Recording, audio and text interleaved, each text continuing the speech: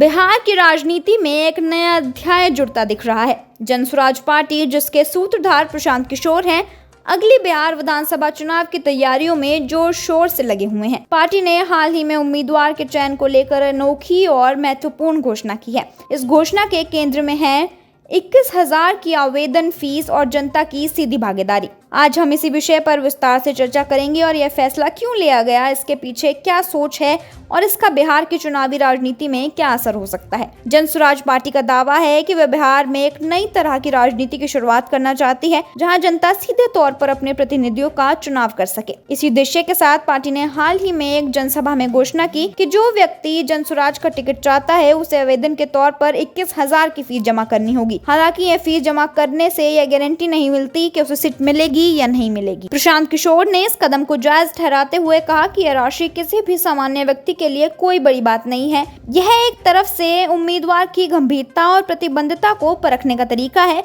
लेकिन सबसे दिलचस्प बात यह है कि उम्मीदवारों का अंतिम चयन पार्टी या उसके नेता नहीं बल्कि जनता करेगी। यह पहल पारंपरिक राजनीतिक दलों से बिल्कुल अलग है। आमतौर पर टिकटों का बंटवारा पार्टी के वरिष्ठ नेताओं और कोर कमेटी द्वारा किया जाता है। इसमें अक्सर धन, बल, जातिगत समीकरण या राजनीतिक प्रभाव को प्राथमिकता दी जाती है, लेकिन जनसुराज की प्रक्रिया में जनता को निर्णायक भूमिका दी गई। पार्टी का कहना है कि जिस उम्मीदवार को जनता चुनेगी वही जनसुराज का आधिकारिक उम्मीदवार होगा। यह एक ऐसा कदम है जो बिहार की राजनीति में पारदर्शियों और लोकतंत्र को बढ़ावा देने का दावा करता है। इस फीस को लेकर कुछ सवाल भी उठ रहे हैं। कुछ लोग इसे पैसा कमाने का तरीका मान रहे हैं, वहीं कुछ इसे गंभीरता का पैगाम बता रहे हैं। प्रशांत किशोर के अनुसार यह फीस उन लोगों को दूर रखेगी जो सिर्फ राजनीतिक टूरिज्म के लिए आवेदन करना चाहते हैं। यह एक तरह का फिल्टर है जो केवल गंभीर और समर्पित उम्मीदवारों को आकर्षित करेगा। फिर भी यह देखना दिलचस्प होगा कि यह मॉडल जमीन पर कितना सफल होता है। जनसुराज के राष्ट्रीय अध्यक्ष उदय सिंह ने हाल ही में घोषणा की कि उम्मीदवारों की चयन की प्रक्रिया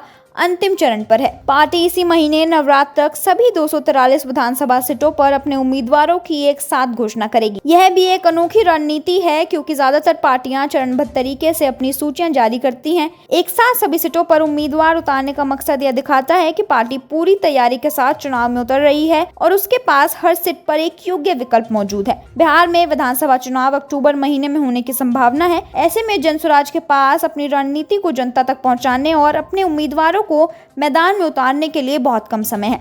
प्रशांत किशोर और उनकी टीम का यह प्रयोग बिहार की रणनीति में क्या बड़ा बदलाव ला सकता है या फिर एक और असफल प्रयास साबित हो सकता है, यह तो वक्त ही बताएगा। बहरहाल जनसुराज की यह अनूठी पहल बिहार की रणनीति में एक नया बहस छेड़ रही है। क्या यह मॉडल सफल होगा? क्या जनता वास्तव में अपने उम्मीदवारों का चयन कर पाएगी? और क्या ये नई पार्टी बिहार की रणनीतिक समीकरणों को बदल पाएगी? ये कुछ ऐसे सवाल हैं जिनका जवाब हमें आने वाले दिनों में ही मिलेगा। आज के कार्यक्रम में बस इतना ही। देखते रहिए जन न्यूज़ नेटवर्क।